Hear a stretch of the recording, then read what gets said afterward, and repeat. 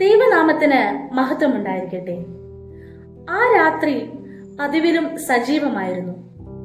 ഒരു ദേശം മുഴുവനും പേർവഴി ചാർത്തുവാൻ യാത്ര ചെയ്യുമ്പോൾ ബേത്ലഹേമിലെ ഒരു ഇടവഴിയിൽ ഒരു നക്ഷത്രം ഉദിച്ചു. ഇരുൾ മൂടിയ ലോകത്ത് പ്രതീക്ഷയുടെ സന്ദേശമായിരുന്നു ആ നക്ഷത്രം. ക്രിസ്മസ്. അവൾ ആദ്യജാതനായ മകനെ പ്രസവിച്ചു. ശീലകൾ ചുറ്റി വഴിയമ്പലത്തിൽ അവർക്ക് സ്ഥലമില്ലാകയാൽ പശുത്തൊട്ടിയിൽ കിടത്തി. അതിപരിശുദ്ധനും അഗ്നിജ്വാലയ്ക്കൊത്തവനും തീക്ഷ്ണതയുള്ളവനുമായ ദൈവത്തെ കാണുന്നവൻ മരിക്കും എന്ന വിശ്വാസം നിലനിൽക്കുന്ന കാലത്താണ് ദൈവം മനുഷ്യനായി ഈ ഭൂമിയിലേക്ക് അവതരിച്ചത്.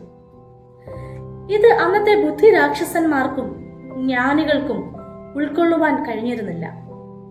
മശിഹായുടെ വരവിനായി നോക്കിപ്പാർത്ത യഹൂദന്മാർക്ക് പുൽത്തൊട്ടിയിൽ ജനിച്ച യേശുവിനെ അല്ല കാണേണ്ടിയിരുന്നത്, മറിച്ച് രാജകൊട്ടാരത്തിലോ പ്രഭുമന്ദിരത്തിലോ ഒക്കെ ജനിച്ച യേശുവിനെയായിരുന്നു അവർക്ക് ആവശ്യം. അപരിമേയനായ ദൈവം സ്വയം പരിമിതപ്പെടുത്തുന്നത് മാനുഷിക ഇടങ്ങളെ പവിത്രീകരിക്കുന്നതിനാണ്. നമ്മുടെ ഹൃദയമാകണം പുൽക്കൂട്. ആദ്യ ക്രിസ്മസിൽ വഴിയമ്പലവും രാജമന്ദിരവും കൊട്ടിയടയ്ക്കപ്പെട്ടപ്പോൾ അടഞ്ഞ ഇടങ്ങളിൽ ക്രിസ്മസ് യാഥാർത്ഥ്യമായില്ല.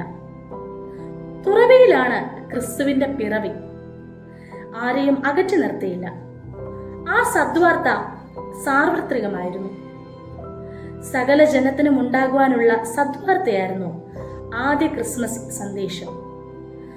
വെളിമ്പ്രദേശത്ത് ആടുകൾക്ക് കാവൽ കാത്തുകിടന്ന ആട്ടിടയർക്കാണ് ഈ സദ്വാർത്ത ആദ്യം ലഭിക്കുന്നത്. സമൂഹത്തിന്റെ ഒരു വശത്തേക്ക് അരികുവെക്കപ്പെട്ടവർ. ക്രിസ്തുവിനെ സ്വീകരിക്കുവാൻ തുറവിയുള്ള ഇടങ്ങളും മനസ്സുകളുമാണ് നമുക്ക് ആവശ്യം.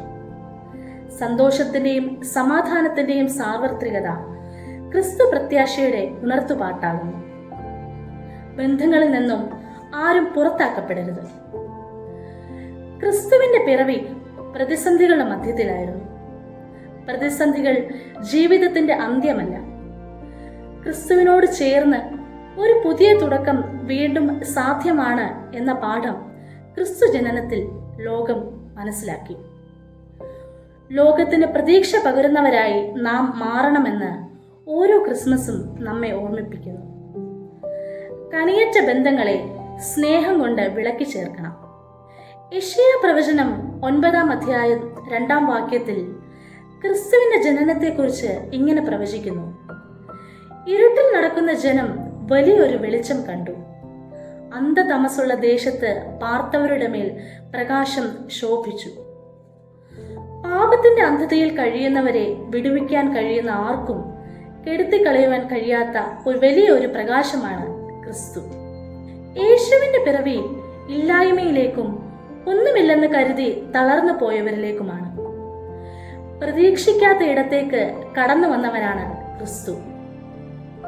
ജീവിതത്തിന്റെ അരക്ഷിതാവസ്ഥകളുടെ മധ്യേ അവയെ സധൈര്യം നേരിട്ട് പ്രതിസന്ധികളെ ജീവന്റെ പ്രോജ്വലനത്തിന് സഹായകരമാക്കുന്നവരായി നാം മാറുമ്പോൾ ഓരോ ക്രിസ്മസും അർത്ഥമുള്ളതായി തീരും. നമുക്കും ക്രിസ്തുവിനോടൊപ്പം ചരിക്കാം. അവൻ പോകുന്ന എല്ലാ ഇടങ്ങളിലേക്കും.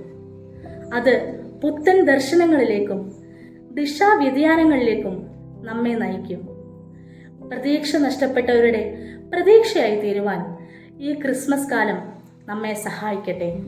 ഏവർക്കും ക്രിസ്മസ് നവവത്സരാശംസകൾ.